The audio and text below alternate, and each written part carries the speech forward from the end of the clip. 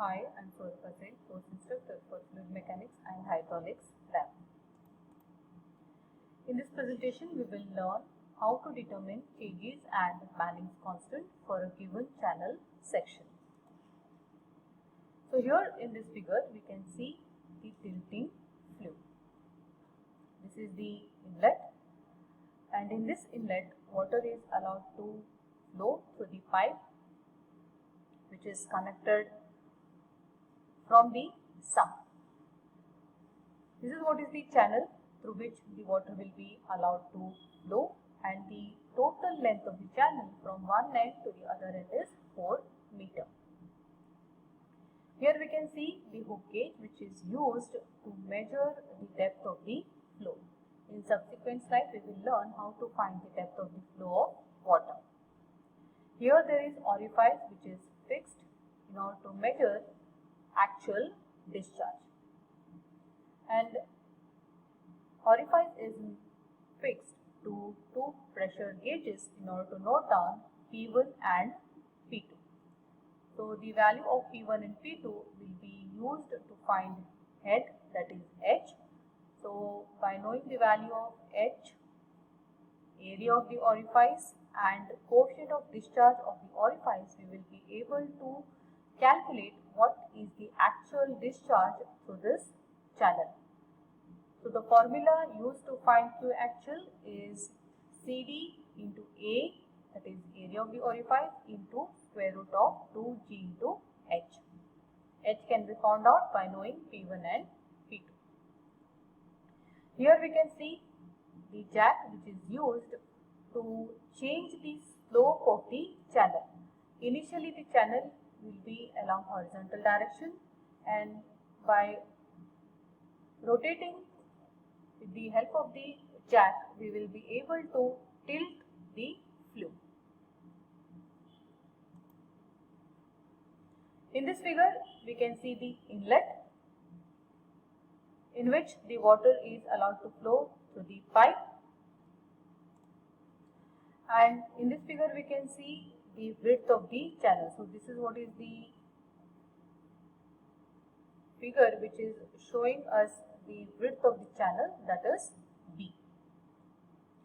The width of the channel will be known, and it is the observation which is equal to 20 centimeter, and in terms of mm it will be 200 mm. So under observation we will be knowing the width of the channel. So here we can see the hook gauge. This figure shows the enlarged portion of the hook gauge. Here we can see the pointer which is touching the bottom of the channel, and this is the figure which is showing the hook gauge from the side. Here also we can see that the pointer is touching the bottom of the channel. So to find the depth of the flow of water, we need the initial value of the depth, that is Y1. So Y1 is the total depth. In order to find out Y1, we have to see to it that the pointer touches the bottom of the channel and note down what is initial depth, that is Y1. Later on we need to start the pump. So once we start the pump, water will flow through this pipe and then it will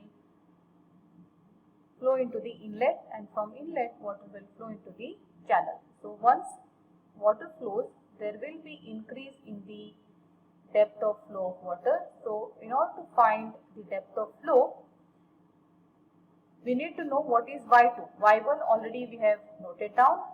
To note down Y2, we will have to take this pointer upwards till it touches the water level. So now we will be able to note down what will be Y2. So Y1 minus Y2 will give us the depth of flow of water. Here we can see the enlarged portion of the orifice and the pressure gauge. So here there is orifice whose diameter will be known. So once we know the diameter, we will be able to find what is area of the orifice by using equation pi by 4 d square. So here we can see that the two ends are fixed to the pressure gauges. So note down what is P1 and what is P2, and the difference will be used to find the value of H. We need the value of H to find actual discharge to the channel. It's already been mentioned, to find Q actual we use the formula CD into A into square root of 2GH. CD is the quotient of discharge which will be given in the observation, that is 0.62, into A is area of the orifice, that is pi by 4d square, into square root of 2GH. G is acceleration due to gravity and H will be calculated by knowing the difference of the pressures. And now we need to know how to find the value of the bed slope. Initially the channel will be perfectly along horizontal direction. Later, by using the jack, that is by turning this arrangement, we will be able to tilt the flume either upwards or downwards. So for noting down 5 readings, we will have to go on increasing the slope. So that means for I1 we will find out what is C, for I2 we will find out C value, and so on. So for 5 values of the different bed slopes, we will get 5 values of C, and mean of all the 5 values will give us the final result for change is constant.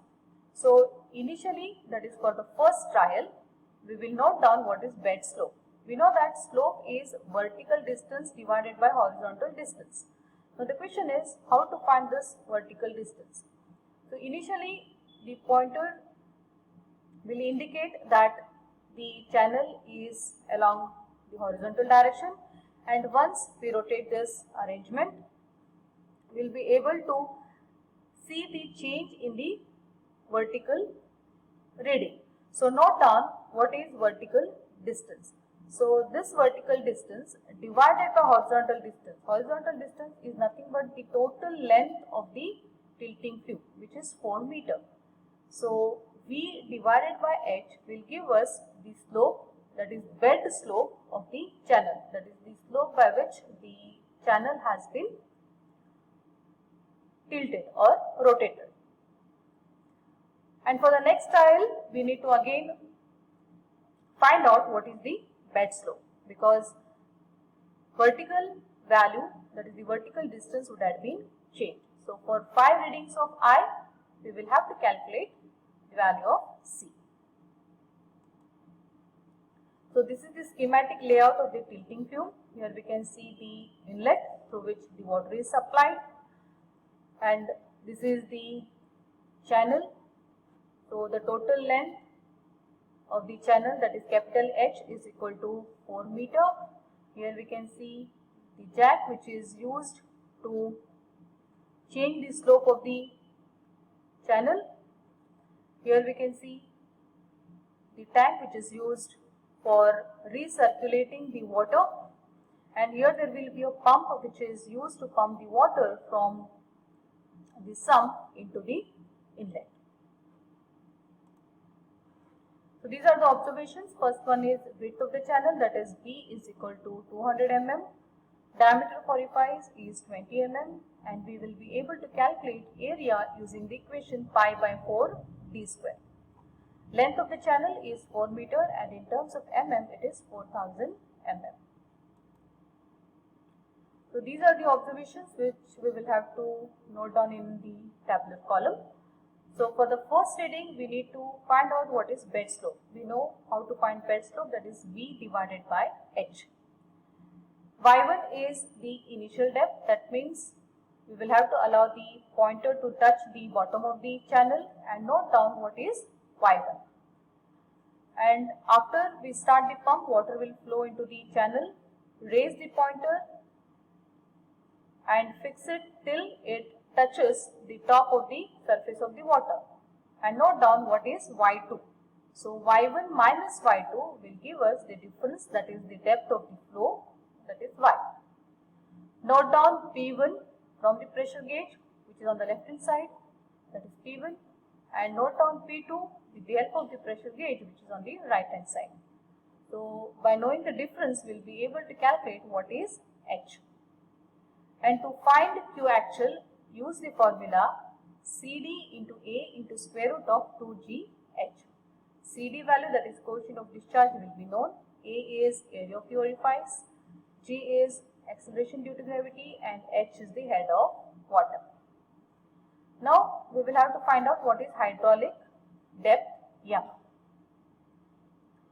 And here in this figure it has been shown how to find the depth of flow, that is Y.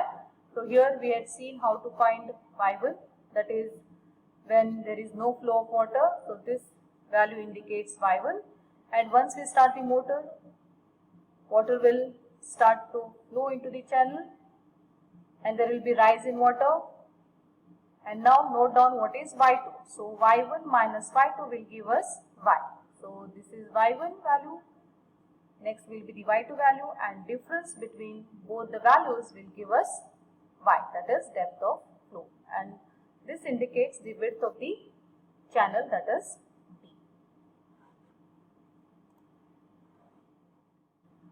Now we will find out how to get the value of hydraulic depth, that is M. Hydraulic depth M is given by equation wetted area divided by wetted perimeter.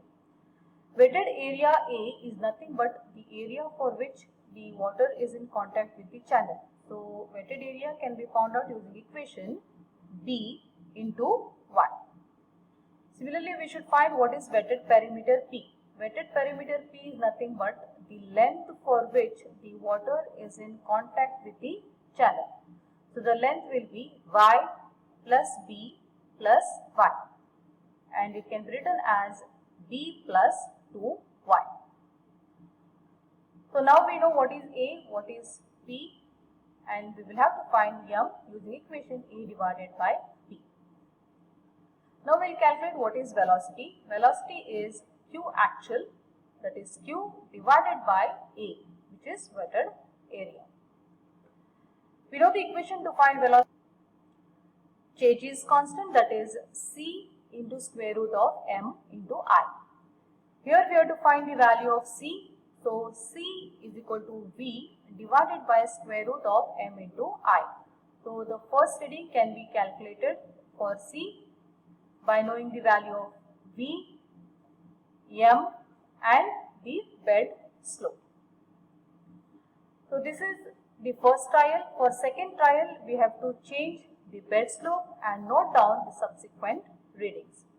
Follow this procedure for rest of the 3 trials and note down mean of the 5 values as the final result for Kg constant. So this is how we find Kg constant for a given channel section.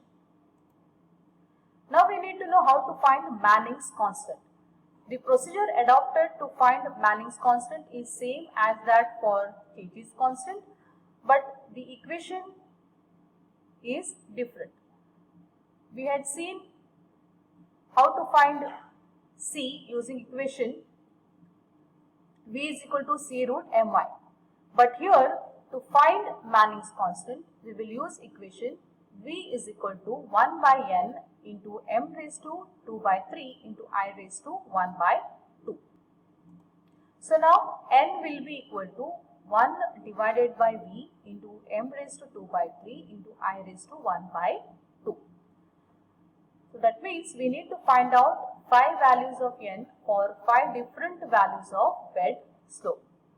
And finally find out the average value of all the 5 readings to note the value of Manning's constant.